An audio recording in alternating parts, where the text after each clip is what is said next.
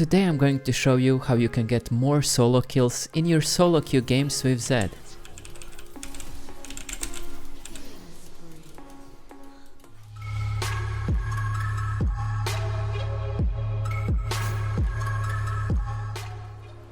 First, I'm going to show you examples of some easier solo kills, then we are going to move the difficulty step by step to some harder examples. So let's start with a typical example of how you can solo kill mages in mid lane. You start off with a normal WEQ poke combo, and then what you want to do is swap in the last possible second of your W.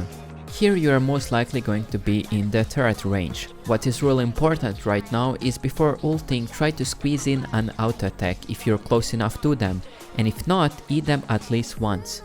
After that, you ultimate to dodge the first turret shot, that's really important. After landing from your ultimate, throw your Qs immediately because your enemies are gonna be busy casting their abilities on you, so they won't dodge it. Let's see another similar example, this time against Orianna. You start off with throwing your WEQ poke. In this situation, I know for a fact that Orianna has still ultimate up. So what I do here is I ult her knowing that she will 100% ult me back after I land from my ultimate, which is exactly what I want because I know I will hit both shurikens on her. That's why against mages, those insta Qs are so nice because they're usually busy casting a spell after you land instead of dodging. Let's see another easy example, but this time with no ultimate. It's the same principle. You want to swap in the last possible second of your W shadow. But this time what I had to do is cast Q plus flash to completely catch this scale off guard and secure an easy kill. A similar thing I did against this Smolder. It's such a good way of solo killing and surprising your enemies because even if they flash, it's too late, so they basically cannot flash reactively. They need to predict your flash, which is almost not possible.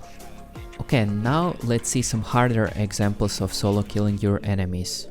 Another important factor that you need to consider if you want to solo kill your enemies is the cooldown of your opponent's abilities.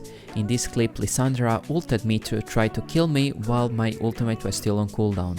Knowing that information, 25 seconds later I felt confident in ulting because I knew her ultimate was still on cooldown.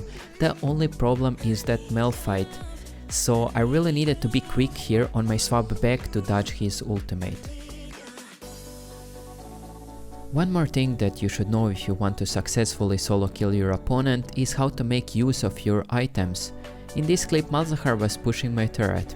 I waited for my W to come up, and as soon as it did, I knew that Malzahar was dead. The reason why is because he's too far away to escape from this position. His ultimate cannot really save him but stall for time.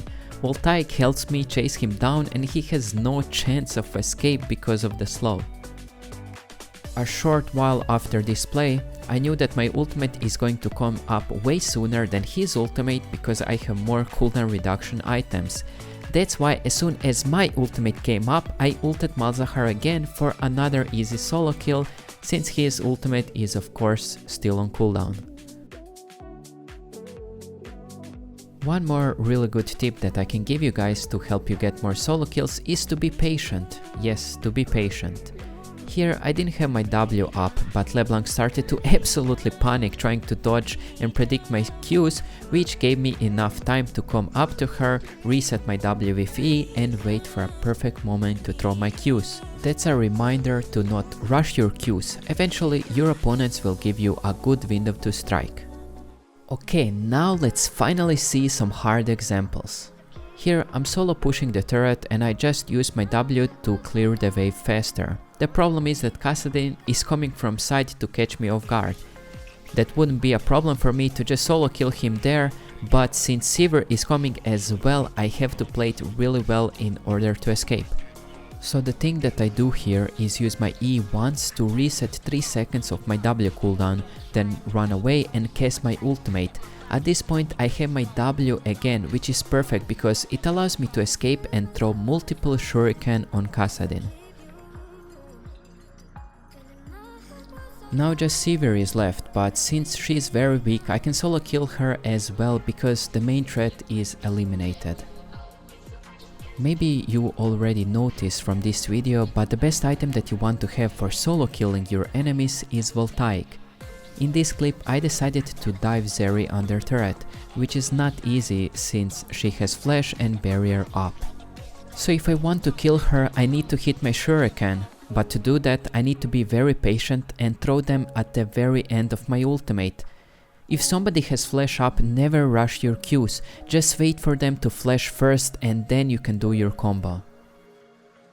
A lot of the times you will be put into a difficult position in side lane where you will have to 1v1 a bruiser. The best way to start this fight is to throw WEQ to see how much damage you actually deal to them. The second step that you need to do is play around your own cooldowns. Here I'm not going to instantly ult Mordekaiser, but auto him one time and ult reactively to dodge his Q, which also gives me enough time for my Qs to come up again. From that point he's basically dead. All I did was kite him, play around my cooldowns, and then I just finished him off with my Qs. In this clip, Aatrox surprised me coming from the fog of war. All I can do here is run away. He decided to chase me, but I had to be very patient because in none of those positions I can actually kill him with my ultimate. Until this position, my W was only 3 seconds away from coming up and he took one turret shot. That's why you need to be patient. You can't force ult people with ZED, just wait for the right opportunity. If I ulted any earlier I wouldn't have gotten the kill. And that's it for today. If you enjoyed something like this, let me know and I will do more.